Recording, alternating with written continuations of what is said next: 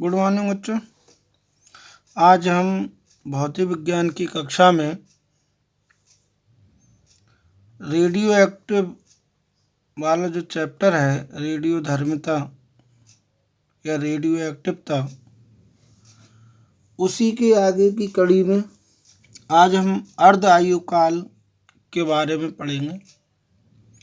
अर्ध आयु काल कोई भी अगर रेडियो एक्टिव पदार्थ है तो जितने समय में कोई रेडियो एक्टिव पदार्थ अपनी मात्रा का आधा रह जाता है, उस समय अंतराल को या उस समय को हम जो है अर्ध आयु काल कहते हैं। अगर हम किसी रेडियो एक्टिव पदार्थ की सक्रियता के बारे में देखें कि उसकी जो किसी रेडियो एक्टिव पदार्थ के क्षय होने की जो दर जो होती है, उस पदार्थ की सक्रियता कहलाती है। ठीक है, तो अगर हम इसके बारे में देखें और मान लें कि माना कोई एक रेडियो एक्टिव पदार्थ जिसकी प्रारंभ में परमाणुओं की संख्या N0 या N0 है, तो एक अर्धायु के बाद अगर देखेंगे तो शेष परमाणुओं की संख्या कितनी हो जाएगी? N0/2 हो जाएगी।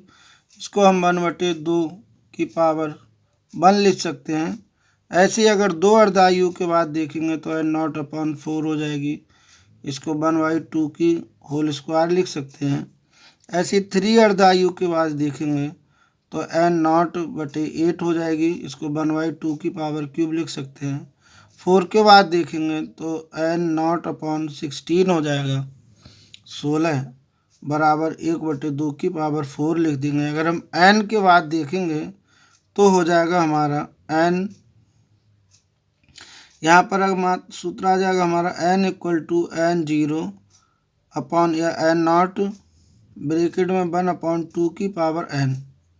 तो N0 जहाँ पर N0 जो है वो पदार्थ की प्रारंभिक मात्रा है और N जो है वो अर्ध आयु के बाद उसकी अवशेष मात्रा है। ठीक है, एक क्वेश्चन है यहाँ पर, हमसे कह रहा है कि रेडियम की अर्ध आयु 1600 वर्ष है। इस कथन का क्या तात्पर्य है? तो कथन का इसका मतलब है कि रेडियम जो है वो 1600 वर्ष बाद अपनी मात्रा का आधा रह जाएगा। ठीक है, इसके बाद हम जो है रदरफोर्ड व सोडिफजान का नियम के बारे में देखते हैं। तो रदरफोर्ड सोडिफजान ने अपने नियम में बताया था कि किसी क्षण रेडियो एक्टिव पदार्थ की विघटन जो दर है उस समय में उपस्थित परमाणुओं की संख्या के अनुक्रमानुपाती होती है।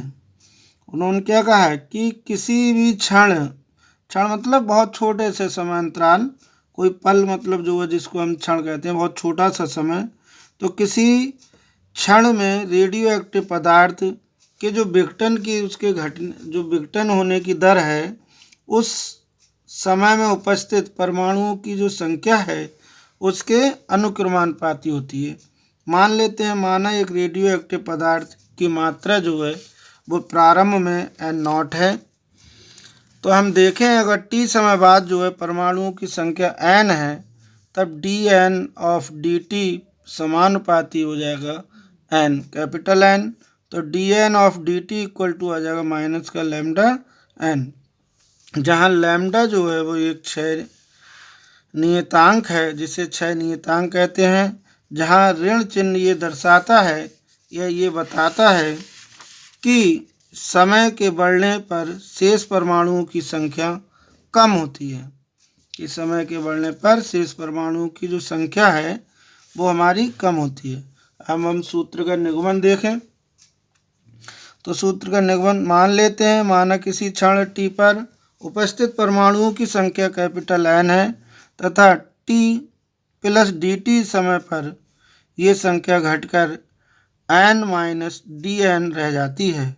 तो परमाणुओं के क्षय होने की जो दर है वो dN/dt होगी। तो dN/dt = आ जाएगा माइनस का λN, और dN/n, n को इधर ले लेंगे तो dN के नीचे n लिख देंगे और dt को लैम्डा के क्रॉस मल्टीप्लाई में लिख देंगे। अब हम समाकलन करेंगे तो समाकलन करने पर आ जाएगा यहाँ पर T N of capital N समाकलन, और लैम्डा को बाहर निकाल लेंगे 1 dt। तो डी एन के रिस्पेक्ट में एन 1/n का समाकलन करेंगे तो लॉग एन आ जाएगा, और बराबर लगा के हमारा 1 का अगर टी के सापेक्ष अगर हम अवकलन करेंगे समाकलन करेंगे तो लैम्डा टी प्लस सी इंटीग्रेशन कांस्टेंट आ जाएगा। अब प्रारंभ में जो हमारी मात्रा है वो कैपिटल एन इक्वल टू हो जाएगी एन नॉट टी बराबर 0। तो यहाँ से सी की जो वैल्यू आएगी हमारी निकल के वो आ जाएगा log N naught equal to C. C का मान जो है समीकरण 1 में रख देंगे तो हमारा आ जाएगा लॉग एन बराबर माइनस का लैम्डा टी प्लस का लॉग एन। लॉग एन को इधर एक तरफ कर लेंगे एल एन की तरफ, जो लॉग एन है उसको एन लॉग एन नॉट को बुला लेंगे तो ये आर एच एस में से एल एच एस में जाएगा तो माइनस का हो जाएगा, और यहाँ पर माइनस का लैम्डा टी बचेगा। तो इसको अब log N minus log N not है तो यहाँ लॉग का फार्मूला होता है एक log M minus log N को लॉग एम अपॉन एन लिख सकते हैं। तो यहाँ से हम लिख देंगे, आ जाएगा हमारा log capital N upon N naught बराबर lambda T, N upon N naught बराबर आ जाएगा माइनस का ई की पावर टी। लॉग को हटा देंगे हम तो एन इक्वल टू आ जाएगा एन नॉट माइनस का ई की पावर लैम्डा टी। इसी को यही जो है सोडी-फजान का विघटन नियम कहलाता है। ठीक है, रदरफोर्ड व सोडी-फजान का विघटन नियम, जहाँ एन नॉट व एन क्रमशः प्रारंभ में और टी बराबर 0 पर तथा टी बराबर टी पर किसी रेडियो एक्टिव पदार्थ की परमाणुओं की संख्याएं हैं। समीकरण के अनुसार क्षय प्रारंभ में तेजी से होता है। इससे स्पष्ट है कि रेडियो एक्टिव पदार्थ को पूर्णतः क्षय होने में अनंत समय लगेगा। यदि प्रारंभ में तथा टी समय पर रेडियो एक्टिव पदार्थ की सक्रियता आर नॉट व आर टी हो तब पदार्थ का क्षय नियतांक लैम्डा है। तब जो है आर टी बराबर आर नॉट माइनस का ई की पावर माइनस का लैम्डा टी आएगा।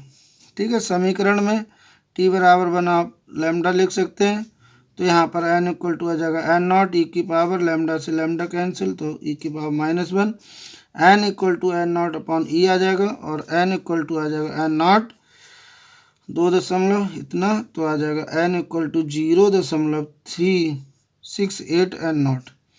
किसी रेडियो एक्टिव पदार्थ के क्षय नियतांक के व्युत्क्रम के बराबर अपघटित परमाणुओं की संख्या प्रारंभिक मान का 36.8 रह जाएगी।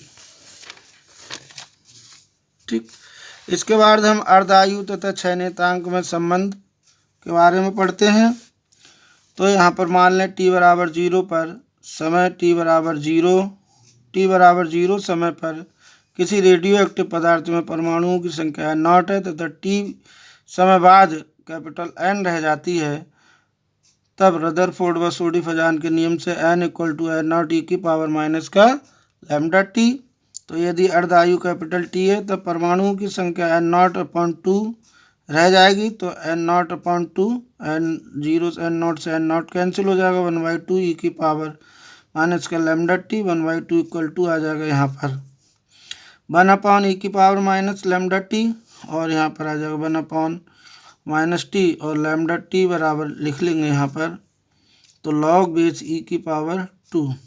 तो यहाँ पर मान रख देंगे तो आ जाएगा लैम्डा टी बराबर 0.6931 और टी का मान निकालेंगे तो आ जाएगा 0.6931 लैम्डा। ठीक है, यदि यही रेडियो एक्टिव पदार्थ की अर्धायु कैपिटल टी तथा क्षय नियतांक लैम्डा में संबंध है। अब यहाँ पर कुछ रेडियो एक्टिवता का मात्रक, तो रेडियो एक्टिव पदार्थ की सक्रियता का मात्रक क्यूरी होता है, और एक क्यूरी जो है यही किसी रेडियो एक्टिव पदार्थ में 3.7 × 10 विघटन के प्रति सेकंड होते हैं, तो उस समय पदार्थ की सक्रियता एक क्यूरी होती है। तो इस समय यह 1 मिली क्यूरी बराबर 3.7 गुणा 10 की पावर 7 विक्टन प्रति सेकंड है। ऐसे ही ये माइक्रो में चेंज करा है, ये रदरफोर्ड में और बैकुरेल में। ये क्यूरी बराबर जो है 3.7 गुणा 10 की पावर 10 बैकुरेल जो है इसके मात्रक होते हैं। ठीक है। रेडियो एक्टिव, अगला देखें, रेडियो एक्टिव पदार्थ की माध्य औसत आयु। तो रेडियो एक्टिव पदार्थ की माध्य जो औसत आयु है, रेडियो एक्टिव पदार्थ के किसी भी नाभिकीय आयु के औसत को माध्य आयु कहते हैं। इसे टाउ से प्रदर्शित करते हैं। किसी रेडियो एक्टिव पदार्थ की माध्य औसत आयु उस आयु क्षय नियतांक के व्युत्क्रम के बराबर होती है।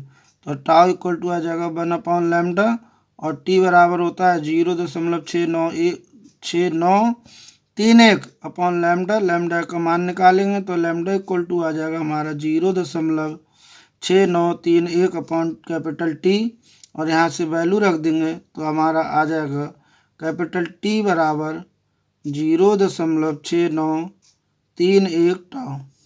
ठीक है।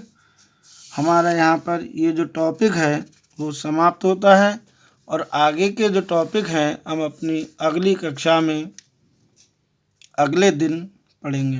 धन्यवाद।